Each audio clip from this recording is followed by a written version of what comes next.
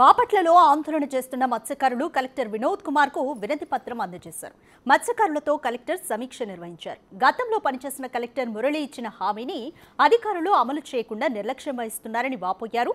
బాపట్ల మత్స్యకారులు వెంటనే 499/2 డీకే పట్టాలను వెంటనే రద్దు చేయాలని కోరారు. వెంకట్రావు అనే వ్యక్తి సముద్ర మార్గాన్ని మూసివేయడం వల్ల తమకు తీవ్ర ఇబ్బందులు ఎదురవుతున్నాయంటూ అతనిపై చర్యలు తీసుకోవాలని కోరారు. ఈ అంశంపై పూర్తి స్థాయిలో సర్వే చేసి తప్పకుండా మత్స్యకారులకు న్యాయం చేస్తానని కలెక్టర్ వినోద్ కుమార్ హామీ ఇచ్చారు.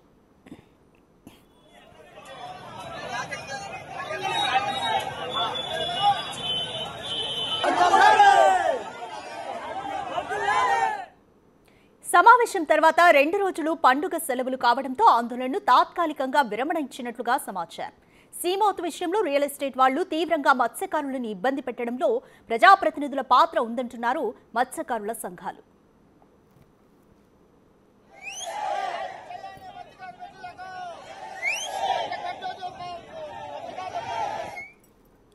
మోర్ డీటెయిల్స్ మా ప్రతినిధి సాయి శంకర్ అడిగి తెలుసుకుందాం. సాయి శంకర్, బాపట్లలో మత్స్యకారులు ఆందోళన చేస్తున్నారు. అయితే పండుగ 2 రోజులు ఉండడంతో తాత్కాలికంగా అయితే బ్రేక్ ఇచ్చారు. కలెక్టర్ వినోద్ కుమార్ కి ఇప్పటికే వినతి పత్రం కూడా అందజేశారు. సో ఈ వినతి పత్రంలో ఏమని పేర్కొన్నారు?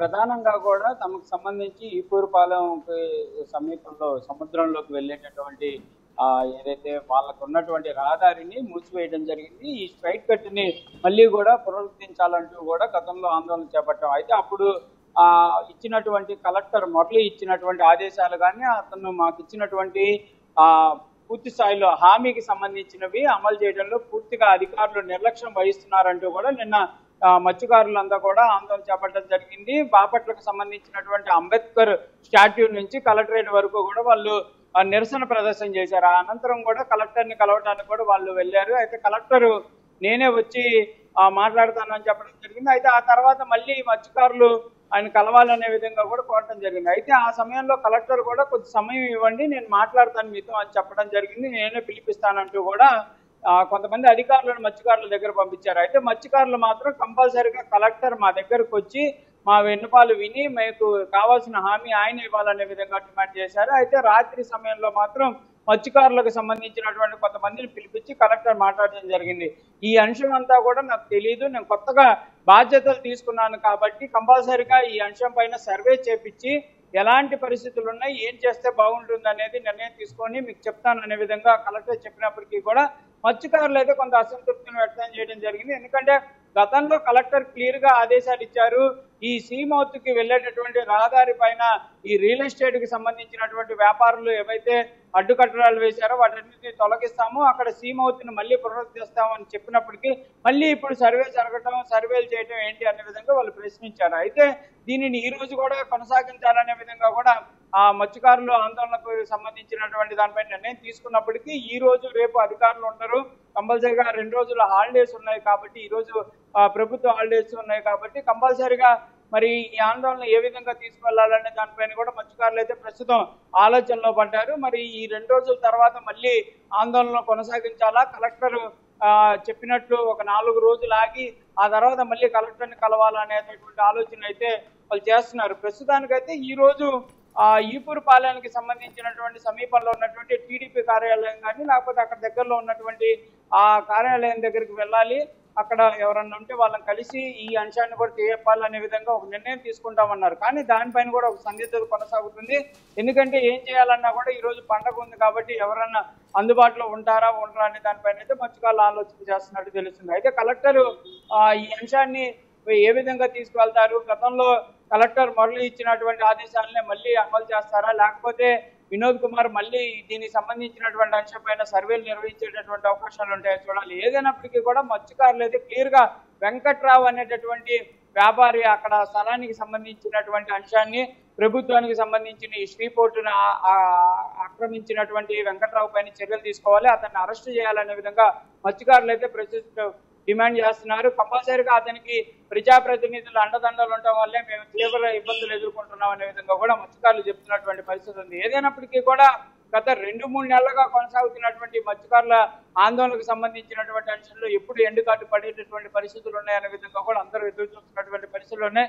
మరి కొత్తగా బాధ్యతలు తీసుకున్నటువంటి వినోద్ కుమార్ ఈ అంశానికి కంపల్సరీగా పక్కాగా మత్స్యకారులకు న్యాయం జరిగే విధంగా ముందుకు వెళ్తారా, లేకపోతే ఈ అంశంలో మళ్ళీ ప్రజాప్రతినిధులకు సంబంధించినటువంటి అంశాలు బయటకు వస్తాయా? వెంకట్రావు ఇప్పటికే కోర్టును ఆశ్రయించాననే విధంగా చెప్తున్నారు, కోర్టు ఆదేశాలు ఉన్నాయనే విధంగా చెప్తున్నారు. అన్నింటిని ఎదుర్కొని అధికారులు ఏ విధంగా వెళ్తారనే చూడాలి. శంకర్, సీమౌత్ విషయానికి సంబంధించి రియల్టర్స్ ప్రజాప్రతినిధుల అండతో మమ్మల్ని ఇబ్బంది పెడుతున్నారు అనేది మత్స్యకారుల మెయిన్ ఆరోపణ. దీనికి సంబంధించి అధికారులు కానీ ఏమైనా ఈ విషయంలో ఈ కోణంలో ఏమైనా రెస్పాండ్ అయ్యారా? అధికారులు ఎవరు కూడా ఈ అంశానికి సంబంధించి చెప్పట్లేదు. అక్కడ ఆ స్థలం అంతా కూడా గతంలో అధికారులంతా కూడా పరిశీలించడం జరిగింది. కలెక్టర్ వెంకట మురళిని స్వయంగా అక్కడికి వెళ్ళి ఇక్కడ ఎలాంటి నిర్మాణాలు చేపట్టద్దు, అంటే ఈ అంశం ఏదైతే కాంట్రవర్సీ జరుగుతున్నటువంటి ప్లేస్ ఉందో అక్కడ ఎలాంటి నిర్మాణాలు చేపట్టకుండా నిషేధం విధించడం జరిగింది. అయితే గతంలో నిర్మించినటువంటి నిర్మాణాలని తొలగిస్తామనే విధంగా మత్స్యకారులకు అయితే హామీ ఇచ్చారు, కానీ ఇప్పటి వరకు దానిపైన ఎలాంటి అంశం ముందుకు వెళ్ళలేదు అనే విధంగా కూడా మత్స్యకారులు చెప్తున్నారు. ఆర్టీఓలు, ఇద్దరు ఆర్టీఓలు, ఇటు బాపట్ల చీరాలకు సంబంధించినటువంటి ఆర్టీఓలకి ఈ ఆదేశాలు ఇవ్వడం జరిగింది.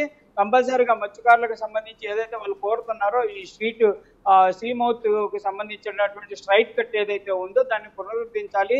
ఆ పక్కనే వీళ్ళకి సంబంధించి బోట్లు ఆపుకునే విధంగా కూడా ఒక ప్లేస్ ని ఐడెంటిఫై చేయాలనే విధంగా కూడా గతంలో కలెక్టర్ చెప్పారు. అయితే ఇప్పటి వరకు దానిపైన ఎలాంటి ముందుకు వెళ్ళినటువంటి చర్యలు అయితే ముందుకు వెళ్ళలేదు కాబట్టి ఇప్పుడు మత్స్యకారులు ఆందోళన చేపడుతున్నారు.